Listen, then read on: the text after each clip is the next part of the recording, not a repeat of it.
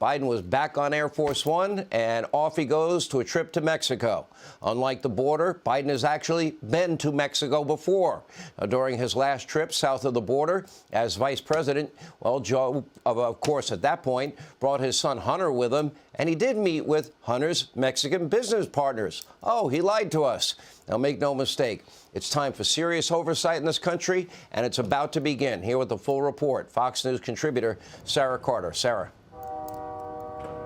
Hey, Sean, yes, I'm talking to you. I'm here right now in Eagle Pass. Yesterday, I was in El Paso, Texas, when the president was visiting. I can tell you this, Sean, that El Paso authorities spent months, weeks, days, and hours cleaning up the city before the president's visit. While we were there, I watched as people were taking out recycling bins, throwing things into those recycling bins around Sacred Heart Catholic Church, where hundreds of migrants were still sleeping on the streets.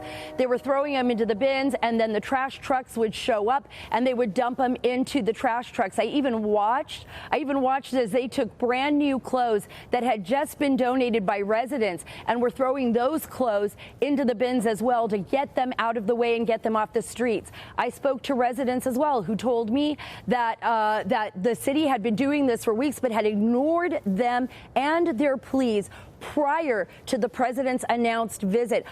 Joe Barraza, he's a resident and a retired Marine. Take a listen to what he had to say. Right now we're seeing the trash trucks, the recycling trucks, they're running with the trash. Has this been going on all day? We've been here for about 45 minutes, and the truck has been here for about half an hour. And They're probably going to need another one. Why do you think they're doing this right now? It's a cover-up, you know what it is. It's to make the people, that make it look good for if President Biden does decide to come and take a look here, or he sends somebody else to do it with a camera that's going to be shown, and in one of their favorite channels, they'll say there's no problem. There never has been, because it's trying to cover all this up, and you can tell because it's a scramble. Is it frustrating to see your city like this? See it so all this money is going to get these people food, clothing, shelter, medical. All this is coming out of the American people's pockets. How does that make you feel? It's frustrating, right? And I'll tell you why. Because you see your town the way it was before. You could walk down the sidewalk. Especially if you're a woman, you're walking down the sidewalk and you see 3 or 4 of these people coming towards you. You're going to go across the street because you're afraid. It didn't used to be that way. You could walk around the city. So yeah, it's frustrating to see all this. You've never seen this here before. You've never seen this. Look at it. Look at all this. People sitting around here on their cell phones waiting for another handout. Sean, look, the bigger issue for a lot of the residents, too, is the national security implications of this. I spoke to many of the people around the church. They were from Venezuela, Honduras, Guatemala. I asked them, who processed you into the country when you first came across the border? Believe it or not, they said no one. They came in fact, many of them just that day, the day that the president arrived, they came across the border and they just kept walking into the city until they found the church where they had heard that they were being offered food and some clothing. This is a very serious national security concern, residents say, and it's a concern for everybody in the community, including those that are being illegally trafficked into our country. Sean?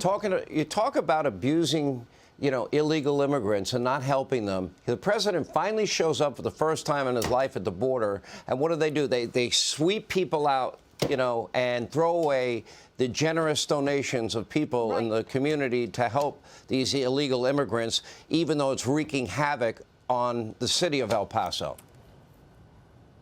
Yes, Sean. And by the way, many of the people that we spoke to had children. So we saw children as young as 3 years old. I met a girl who was 12 years old who traveled alone with another group of people. This is very concerning. These kids have not been processed into the country. We don't know who's holding them, and we don't know where they'll end up.